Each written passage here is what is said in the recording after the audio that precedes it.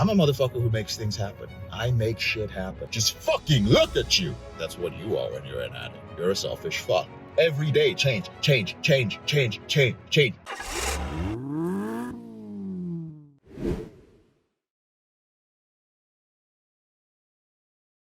brothers, what's going on? Welcome to another episode of Porn Reboot Coach. In the Porsche today, we're going to talk about self-image and limiting beliefs and changing the person that you are every day.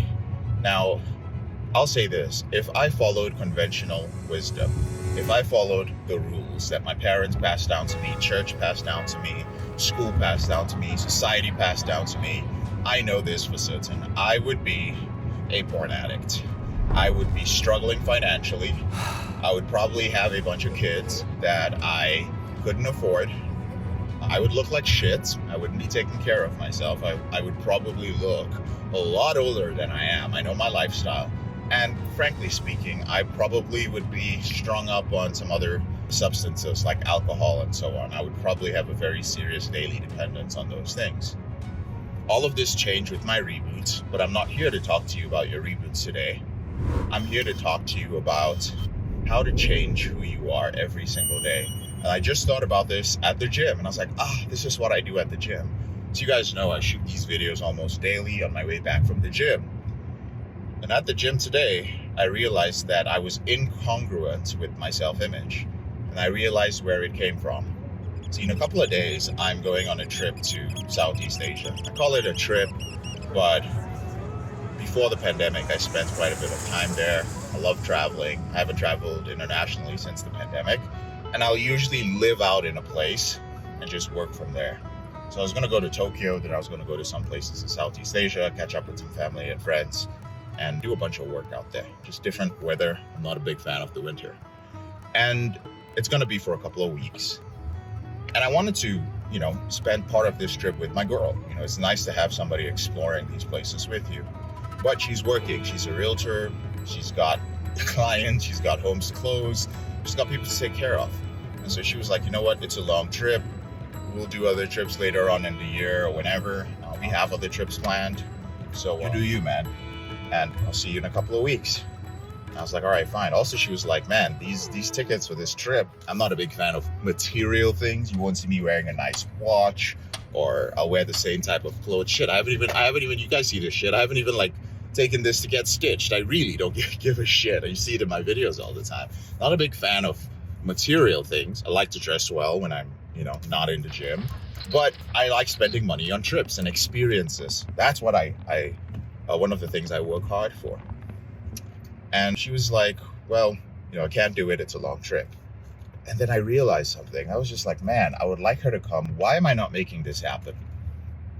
I'm a motherfucker who makes things happen. I make shit happen. And I was like, why am I not making this happen? And I was like, because I'm actually going to be in Tokyo for only about 5 or 6 days.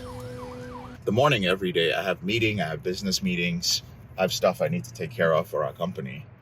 And then a lot of business stuff coming up and planning, also for some of my other businesses.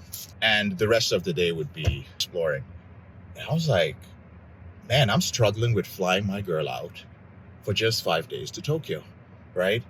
And I was like, man, that's a limiting belief. It was really limiting me and it was bothering me. And this happened last night. And I was just like, fuck it. I was like, you can take 5 days off, right? And she's like, yeah, I have only one client to see. Somebody else in the real estate office can take care of that.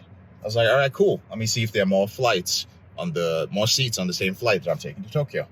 And you can come with me to Tokyo, fly round trip, and I'll head on off and have my other adventures in other parts of Asia. And she was like, and so I went ahead and I booked it, right? And even after I booked it, I won't even say how much it was, all right? Because the trip is in a few days, right? It was up there. And I don't fly economy, right? I haven't flown economy for many, many years. It's not a elitist thing.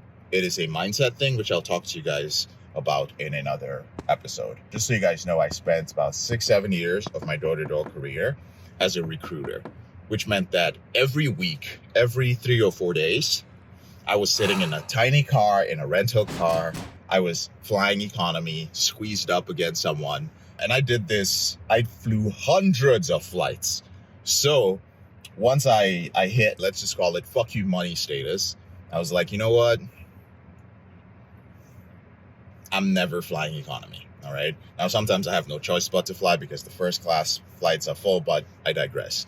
If you guys want me to talk more about that, the mindset around that, just let me know in the comment section and I will shoot a video on it, right? But I booked the ticket. Then this morning I was working out and I was just like, man, something is off. I feel small. And I was like, oh shit. My self-image is not in alignment with flying my girl out on a trip that cost this much money, right? And I have no problem flying her out to another city in the United States. But on a trip like this, it stretched my self-image and my beliefs. And so I was like, fuck it. It's time for us to embody that person, the JK of now. Because this is the important part on the self-image. When I was trying to end my out-of-control behavior, as I've said, it was habit and lifestyle. But I would keep getting stuck at a certain point, and my life would not be moving forward. I was very stagnant.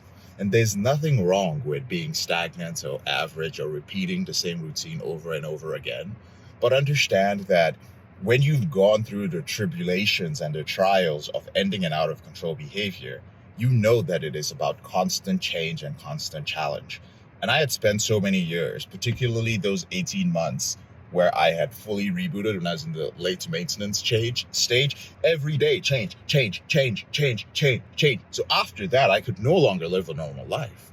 I needed to be constantly evolving, spiritually, mentally, emotionally. And anytime I get stagnant, I can tell. I can just tell I feel a little bit off. And you will feel that way too when you reboot. There's nothing wrong with it. It's a beautiful way to live because every day you're pushing and striving.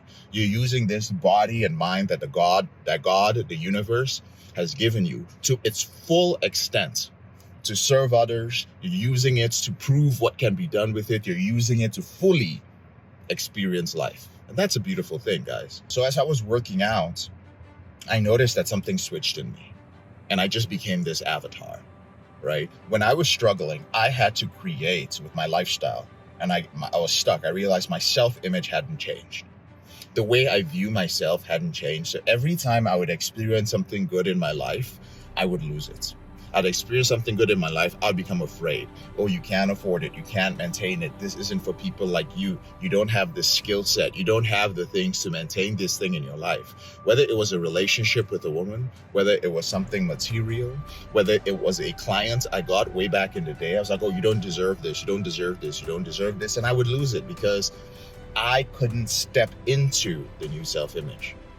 So I had to create, and you have to create if necessary, a version of yourself from the ground up. What does he wear? How does he look? How does his body feel?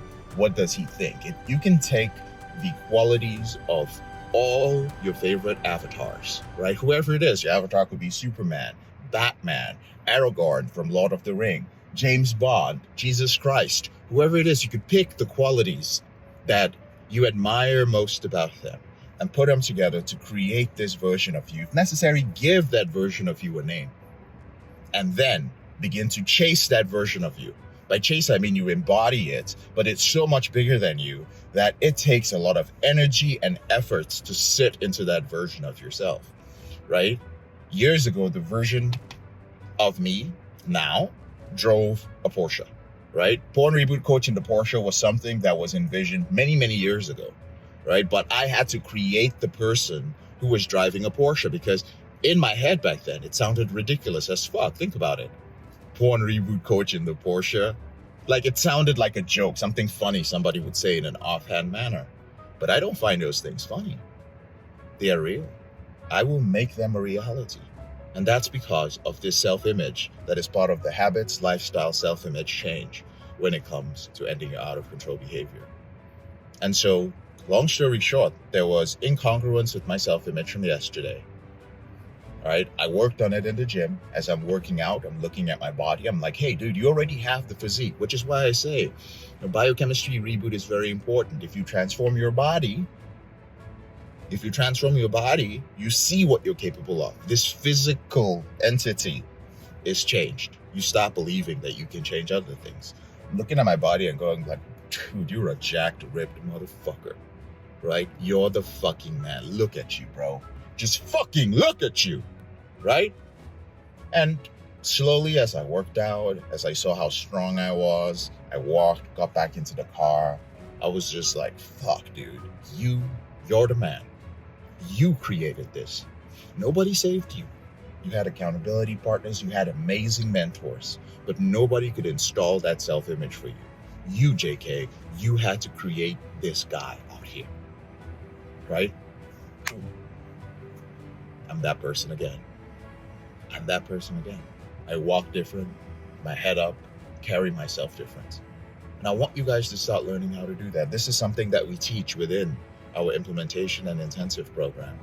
It is so critical because if you do not change your self-image, you cannot step into the best version of yourself. You cannot step into the version that you're meant to be. I don't look to society. I don't look to my parents. I don't look to any influencer. I do not look to anybody. Well, let me actually take that back. I have a couple of mentors who are influential, right? And I do look to them. I do borrow their beliefs sometimes. Let me not lie about that. But nobody's going to do it for you. You have to sit down and do it for yourself and create that. So here's what I'd like you to do.